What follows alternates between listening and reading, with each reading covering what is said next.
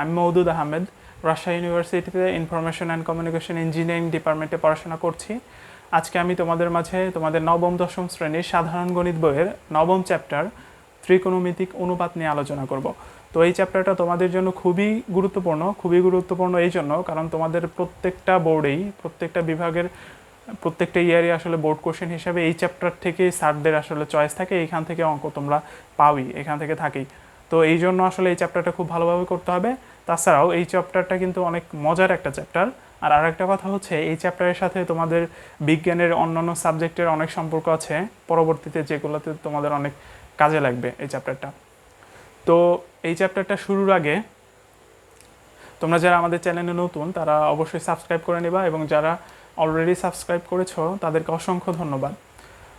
তো আমরা অনেকেই কিন্তু অঙ্ক করি জাস্ট পরীক্ষায় নম্বর পাওয়ার জন্য, বাট শুধু পরীক্ষায় নম্বর পাওয়ার জন্য যদি তুমি অঙ্ক করো তাহলে অঙ্কের প্রতি তোমার আসলে বোরিং চলে আসবে, ম্যাথ সাবজেক্টে তোমার ভালো লাগবে না।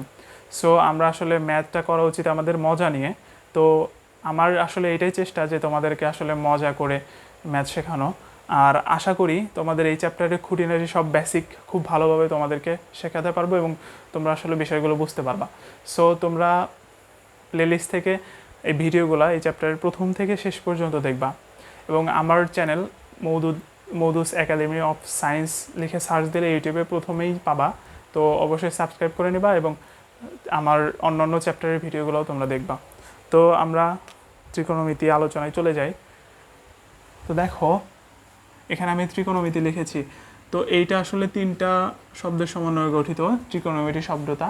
প্রথমে হচ্ছে ট্রাই মানে হচ্ছে তিন। তারপরে আছে গোণ মানে হচ্ছে কোণ, গোণ শব্দের অর্থ হচ্ছে কোণ। আর মিতি শব্দের অর্থ হচ্ছে পরিমাপ। তাহলে ত্রিকোণমিতি শব্দের অর্থ দাঁড়াচ্ছে তিন কোণের পরিমাপ। তাহলে এই তিন কোণটা আসলে কার তিন কোণ সেটা আমাদেরকে জানতে হবে। অবশ্যই এখানে তিন কোণ হচ্ছে একটা ত্রিভুজের তিন কোণ। তো এখানে ত্রিকোণমিতির তিন কোণ বলতে বুঝবো একটা ত্রিভুজের তিন কোণ। তো আমরা একটা ত্রিভুজের তিন কোণের পরিমাপ নিয়ে আলোচনা করব। তো প্রাচীনকালের আসলে বিজ্ঞানীরা, গণিতবিদ আর প্রাচীনকালের মানুষজনও অনেক বেশি এক্সাইটেড ছিল একটা জিনিস নিয়ে, সেটা হচ্ছে ত্রিভুজ। তারা আসলে ত্রিভুজকে সমাধান করতে চাচ্ছিল। তো তোমরা এখন বলতে চাইবা হয়তো বা যে ত্রিভুজের সমাধানটা আসলে কি। তো ত্রিভুজের সমাধান মানে আসলে দেখো, একটা ত্রিভুজের তিনটা বাহু থাকে, এই যে এইগুলো হচ্ছে ত্রিভুজের বাহু, আর তিনটা কোণ থাকে। তাহলে মোট আমাদের এখানে ডাটা হচ্ছে 6টা, তিনটা বাহু এবং তিনটা কোণ। তো একটা ত্রিভুজের যখন আমি তিনটা বাহুর মান এবং তিনটা কোণের মানও জেনে যাব, তখনই আমরা বলবো ওই ত্রিভুজটা আমি সমাধান করতে পেরেছি। তো এইখান থেকে আসলে ত্রিকোণমিতি, এই যে ত্রিভুজের তিনটা বাহু এবং তিনটা কোণের সমাধান করার জন্য এবং বাহু এবং কোণের মধ্যে সম্পর্ক স্থাপনের জন্যই আসলে সেখান থেকেই বিজ্ঞানীরা চেষ্টা করছিল, এবং সেখান থেকে আসলে ত্রিকোণমিতিটা আমাদের চলে আসছে। তাহলে ত্রিকোণমিতির আমাদের মেইন পারপাস হবে আমাদের ত্রিভুজ সমাধান, অর্থাৎ ত্রিভুজের তিনটা কোণের মান, তিনটা বাহুর মান বের করা, আর কোণ আর বাহুগুলোর মধ্যে আমাদের সম্পর্ক স্থাপন করা। এটাই আসলে ত্রিকোণমিতির আমাদের মেইন পারপাস হবে। সো আমরা তাহলে বুঝতে পারলাম যে হচ্ছে ত্রিকোণমিতির মেইন পারপাসটা কি। এখন আমরা দেখব ত্রিভুজ কিভাবে আমরা বাহুগুলো ধীরে ধীরে এগোবো। তার আগে আমরা প্রথমে দেখো এই ত্রিকোণমিতির সাহায্যে আমরা যে কোনো ধরনের ত্রিভুজই সমাধান করতে পারি। এটা ধরো হচ্ছে, এটা কিন্তু সমকোণী ত্রিভুজ না, কারণ এটার কোনো সমকোণী না। আবার এইটা দেখো, এরকম একটা ত্রিভুজ হতে পারে, এটা হচ্ছে সমকোণের চেয়ে বড় কোণ, স্থূলকোণ, অথবা সমকোণী ত্রিভুজও হতে পারে। তো দেখো, এই যে কোনো ত্রিভুজই আসলে ত্রিকোণমিতির মাধ্যমে সমাধান করা যায়, কিন্তু নবম-দশম শ্রেণীর ক্ষেত্রে শুধু স্পেশাল কেস দেওয়া আছে আমাদের সমকোণী ত্রিভুজ। তো এই চ্যাপ্টার প্রথম থেকে শেষ পর্যন্ত যে যতগুলো ত্রিভুজ থাকবে সবগুলো ত্রিভুজই আমাদের হবে সমকোণী ত্রিভুজ। আমরা সমকোণী ত্রিভুজ নিয়ে আলোচনা করব। তো এই ত্রিভুজগুলোও সমাধান করা যায়। তো এই ত্রিভুজগুলোর সমাধান আসলে তোমরা এরপরে 11-12 ক্লাস বা তার চেয়ে উপরের ক্লাসে যখন যাবা, তখন ত্রিকোণমিতির সাহায্যে এই ত্রিভুজগুলো তখন সমাধান করতে পারবা। তো আমাদের এখন মাথা ব্যথা হচ্ছে শুধুমাত্র সমকোণী ত্রিভুজ নিয়ে। এইগুলা ত্রিভুজের চিন্তা এখন থেকে আমরা করব না। সো এখন আমি একটু সমকোণী ত্রিভুজ নিয়ে আলোচনা করি, এবং সমকোণী ত্রিভুজের যে আমাদের কোণ থাকে তিনটা আর বাহু থাকে তিনটা, এগুলো নিয়ে একটু আলোচনা করি। তো সমকোণী ত্রিভুজ কাকে বলে? যে ত্রিভুজের একটা কোণ হচ্ছে সমকোণ, সমকোণ মানে হচ্ছে 90 ডিগ্রি। তো একটা কোণ সমকোণ থাকলে এই ত্রিভুজটাকে বলবো আমরা সমকোণী ত্রিভুজ। তো আমি এটার নাম দিই ABC। তো এখানে 90 ডিগ্রি আছে, তো এইটা আসলে সমকোণী ত্রিভুজ।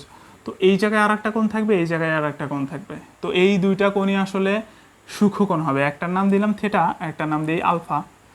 তো দেখো, একটা নাম আমি দিয়েছি থিটা, একটা নাম দিয়েছি আলফা। তো এই দুইটা আসলে সূক্ষ্মকোণ। তো সূক্ষ্মকোণ কাদের বলে? 90 ডিগ্রির চেয়ে ছোট কোণকেই আমরা সূক্ষ্মকোণ বলবো। তাহলে দেখো, এই কোনো 90 ডিগ্রির চেয়ে ছোট, এই কোনো 90 ডিগ্রির চেয়ে ছোট, তাহলে এই দুইটা কোণই আসলে সূক্ষ্মকোণ। তো ত্রিকোণমিতিতে আমরা কোণগুলোকে আসলে কি কি দ্বারা প্রকাশ করব?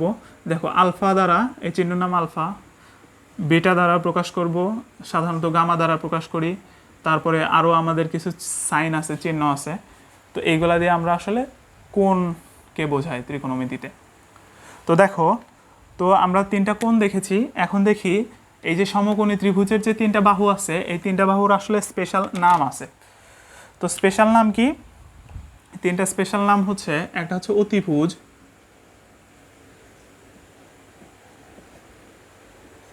একটা হচ্ছে লম্ব, একটা হচ্ছে ভূমি।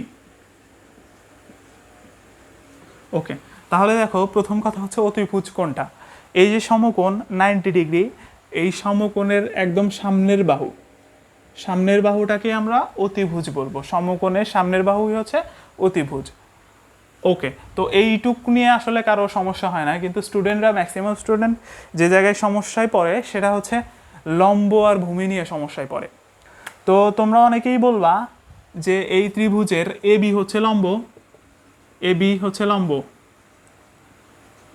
আর ভূমি কোনটা? ভূমি হচ্ছে BC, BC কে বলবা হচ্ছে ভূমি।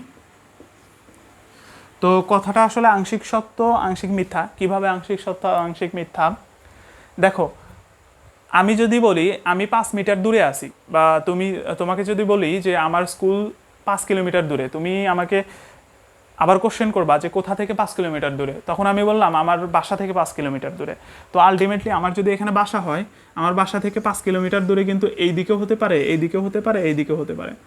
তাহলে আমি কিন্তু একদম স্কুল খুঁজে পাবো না। কিন্তু আমি যদি বলি আমার বাসা থেকে উত্তর দিকে 5 কিলোমিটার দূরে, সাপোজ এই যে উত্তর দিকে, এটা উপর দিকে উত্তর দিক ধরা হয়, তাহলে আমি কিন্তু এই জায়গায় যেয়ে আমার স্কুল পাবো।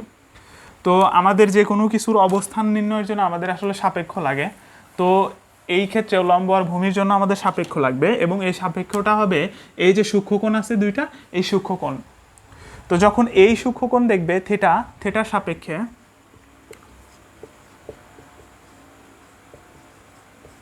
তাহলে দেখো থিটার সাপেক্ষে, থিটার সামনের বাহু, এই যে সামনে যে আছে, দেখো এই যে থিটা, এই সূক্ষ্মকোণের সামনে আছে AB, তাহলে AB হবে হচ্ছে লম্ব, আর BC হবে হচ্ছে, এইটুকু হবে হচ্ছে ভূমি। আর অতিভুজ তো সবসময় AC হবে, এটা নিয়ে সমস্যা নাই।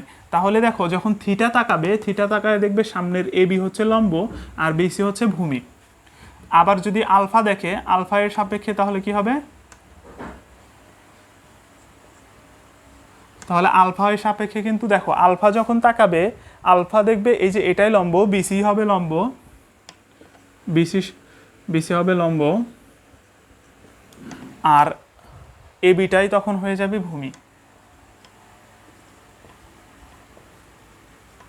তাহলে এসি তো সবসময় অতিভুজই থাকবে। তাহলে আশা করি বুঝতে পেরেছো যে যখন আমরা লম্ব বা ভূমি বলবো, তখন আসলে আমাদের একটা সাপেক্ষ লাগবে, এবং সাপেক্ষটা হচ্ছে থিটা, এই সূক্ষ্মকোণ, যে কোনো একটা সূক্ষ্মকোণের সাপেক্ষে। তাহলে যদি এই সূক্ষ্মকোণের সাপেক্ষে বলি, তাহলে এ দেখবে যে এটা লম্ব, সূক্ষ্মকোণের সামনের বাহু লম্ব, তাহলে এ বি লম্ব হবে। তাহলে আর একটা থাকে, এটা হবে হচ্ছে ভূমি, বিসিটা হবে ভূমি।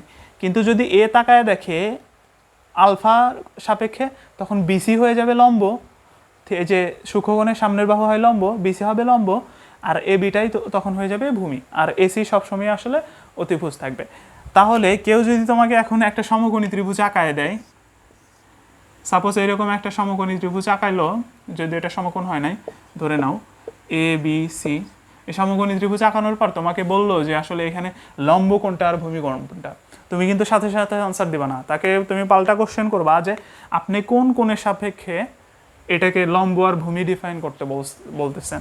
তখন যদি বলে এইটার সাপেক্ষে, এই কোণের সাপেক্ষে, তখন দেখো এই যে এ বিটাই হবে লম্ব আর বিসি হবে ভূমি, আর যদি বলে এই কোণের সাপেক্ষে তখন এইটা হবে লম্ব আর এ বিটা হবে ভূমি। তাহলে আশা করি বুঝতে পেরেছো লম্ব আর ভূমি আমরা কখন কিভাবে ধরি। তো এরপরে আমরা চলে যাব হচ্ছে ত্রিকোণমিতিক অনুপাতে।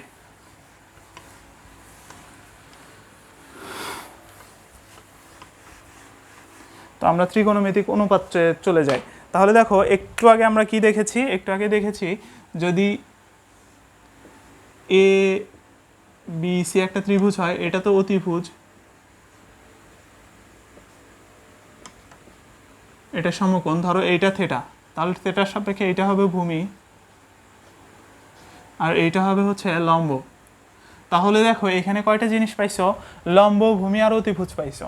তো দেখো এইগুলার আসলে অনুপাত আছে। অনুপাত মানে যে লম্ব আর ভূমি নিয়ে আমি অনুপাত করতে পারি, আবার ভূমি আর অতিভুজ নিয়ে করতে পারি, আবার অতিভুজ আবার ভূমি আর লম্ব, অতিভুজ আর লম্ব নিয়েও করতে পারি। তো দেখো ত্রিকোণমিতিতে বেসিক্যালি প্রধানত তিনটা অনুপাত আছে, একটা হচ্ছে সাইন, একটা হচ্ছে কস, একটা হচ্ছে ট্যান। তো তোমরা এটা নতুনও শুনতে পারো। দেখো একটা হচ্ছে সাইন, একটা হচ্ছে কস, একটা হচ্ছে ট্যান। তাহলে দেখো সাইন সমান আমাদের হবে হচ্ছে লম্ব বাই অতিভুজ,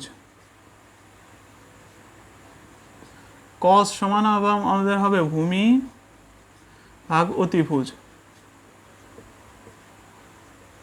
আর ট্যান সমান আমাদের হবে হচ্ছে লম্ব ডিভাইডেড বাই ভূমি। ওকে, তো এইখানে আমাদের একটুখানি সমস্যা আছে, সেটা হচ্ছে এই যে সাইন, কস, ট্যান এখন থেকে সব সময় শুনবা এই তিনটা শব্দ।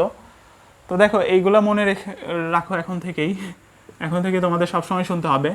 তো সাইন, কজ আর ট্যান যে আছে, এটা আসলে এগুলাকে বলা হয় অপারেটর। অপারেটর মানে কি? অপারেটর মানে হচ্ছে অপারেটর বা ফাংশন যাদের আসলে নিজস্ব কোনো মান নাই, কিন্তু তাদের মধ্যে যদি কোনো কিছু একটা দাও তাহলে তোমাকে অন্য কোনো কিছু একটা বের করে দেবে। যেমন ধরো হচ্ছে পাউরুটি তৈরির ফ্যাক্টরি বা জুস বানানোর ফ্যাক্টরি। জুস বানানোর জন্য তোমার ব্লেন্ডার আছে, আসলে ব্লেন্ডার থেকে নিজেই তুমি ব্লেন্ডার নিজে জুস দিতে পারবে না, কিন্তু ওর ভিতর যদি তুমি আম দাও বা ফল দাও তো সে ব্লেন্ডারটা তোমাকে আসলে জুস বের করে দিবে। তো এই যে আমাদের ব্লেন্ডার আছে, এটাকে আমরা ফাংশন বলতে পারি। আবার ধরো হচ্ছে আমাদের ভুট্টা থেকে যে খই হয়, এই খই বানানোর মেশিনটাকে আমরা ফাংশন বলতে পারি। তো সাইন, কস, ট্যান এইরকমই ফাংশন। তো এদের নিজের কোনো আসলে মান নাই। তো এরপরে আমরা যদি কোনো কিছু দেই, দেখো আমি এই যে থিটার সাপেক্ষে ধরেছি, তাহলে এটা এখানে আমাদের এই যে থিটা বসাতে হবে, কস থিটা, একটা কোণ বসাতে হয়। এই সব কিছুর পর সাইনের পর একটা কোণ বসাতে হয়, কজের পর একটা কোণ, ট্যানের পরে একটা কোণ দিতে হয়। যেমন ব্লেন্ডারের ভিতর তোমাদেরকে যে কোনো একটা ফল দিতে হবে, তো সেইভাবে সাইন, কস, ট্যানের ভিতর আমাদেরকে একটা কোণ দিতে হয়। তো দেখো সাইন থিটা সমান হবে লম্ব ভাগ অতিভুজ, কস থিটা হবে হচ্ছে ভূমি ভাগ অতিভুজ, আর ট্যান থিটা মানে হবে হচ্ছে লম্ব বাই ভূমি। তো এইভাবে তোমাদের হয়তো বা মনে থাকবে না, পরে এমনিই তোমাদের মুখস্থ হয়ে যাবে। তো এটা মনে রাখার জন্য অনেকে অনেকভাবে মনে রাখে। যেমন সাইনকে মনে রাখে হচ্ছে সাগরে লবণ অতি। তার মানে দেখো সাগরেতে এটা হচ্ছে সাইন, লবণ হচ্ছে লম্ব, আর অতি হচ্ছে অতিভুজ। তার মানে কি, এই যে সাইন থিটা সমান লম্ব ভাগ অতিভুজ, সাইন থিটা লম্ব ভাগ অতিভুজ। তাহলে এইটা তোমরা মনে রাখতে পারো। তোমাদের উচিত এই চ্যাপ্টারগুলো ভালোভাবে করার জন্য আসলে সামনে একটা নোট খাতা নিয়ে বসা, কারণ অনেক ইম্পর্টেন্ট টপিক তোমাদেরকে নোট করা লাগতে পারে। তো সাগরে লবণতি এগুলো তোমরা নোট করে নিতে পারো। তার মানে সাইন থিটা সমান আমরা পাবো হচ্ছে লম্ব ভাগ অতিভুজ। আর এই যে কস থিটা, এটাকে মনে রাখার জন্য অনেকে বলে কবরে ভূত আছে, কবরে ভূত আছে। তাহলে যে এইটাতে আসবে হচ্ছে কস, এটা হচ্ছে ভূমি, আছে এটাতে অতিভুজ। তাহলে কস থিটা সমান হবে হচ্ছে ভূমি ভাগ অতিভুজ, ভূমি ভাগ অতিভুজ। আর ট্যান থিটাকে আমরা বলতে পারি টেরা লম্বা ভূত। তো এইভাবে আমরা ট্যান থিটাকে আমরা আসলে এইভাবে ডিফাইন করতে পারি। টেরাতে হচ্ছে ট্যান মনে রাখতে পারি, ট্যান লম্বাতে লম্ব আর ভূতে ভূমি। তাহলে কি হলো, ট্যান থিটা হবে, ট্যান থিটা সমান লম্ব ভাগ ভূমি, লম্ব ভাগ ভূমি, লম্ব ভাগ ভূমি।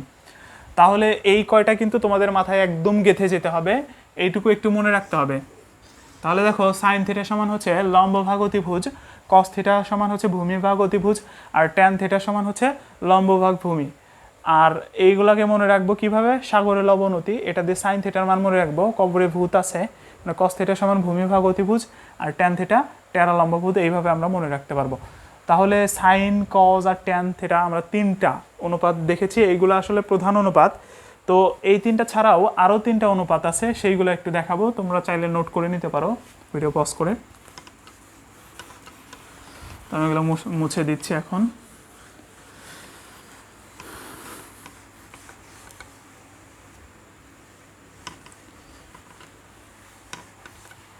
ওকে, এখন আমরা দেখব আরও তিনটা অনুপাত। সাইনের উল্টা অনুপাত, দেখো সাইন মানে কি, সাইন থিটা সমান লম্ব ভাগ অতিভুজ, অতিভুজকে যদি আমি উপরে দিই আর লম্বটাকে নিচে দিই, তাহলে দেখো আরেকটা অনুপাত পাই, এই অনুপাতটাকে আমরা বলবো হচ্ছে কোসেক। তাহলে কোসেক থিটা সমান হবে 1/sin থিটা। আচ্ছা, এটা পরে লিখি, কোসেক থিটা সমান হবে তাহলে অতিভুজ ভাগ লম্ব, অতিভুজ ভাগ লম্ব, এইটা সমান হচ্ছে কোসেক থিটা। আর একটা হবে হচ্ছে কজের উল্টা হবে হচ্ছে সেক থিটা। সেক থিটা সমান তাহলে আমাদের হবে অতিভুজ ভাগ ভূমি। তাহলে এইটা হবে আমাদের হচ্ছে সেক থিটা। আর ট্যান থিটার উল্টা হবে হচ্ছে কট থিটা। কট থিটা সমান তাহলে হবে ভূমি ভাগ লম্ব, ভূমিটাই উপরে যাবে, লম্ব নিচে আসবে। তো দেখো এইটা মানে 1/sin থিটা, সাইন থিটাকে যদি উল্টাই তাহলে এটা পাবো, আর এটা মানে 1/cos থিটা, আর এইটা মানে আলটিমেটলি 1/tan থিটা। তাহলে দেখো ট্যান থিটা সমান আবার কি হবে, 1/cot থিটা, মানে একটা আর একটার উল্টা, কারণ আমি উপরেরটা নিচে দিয়েছি আর নিচেরটা উপরে দিয়েছি। তাহলে দেখো সাইন থেকে আমরা পাইছি হচ্ছে কোসেক, উল্টিয়ে, তারপরে কস থিটা থেকে পেয়েছি সেক থিটা, এটা উল্টিয়ে, আর ট্যান থিটা থেকে পেয়েছি আমরা হচ্ছে কট থিটা, এটাও আসলে উল্টিয়েই আসলে আমরা এই অনুপাতগুলো পেয়েছি।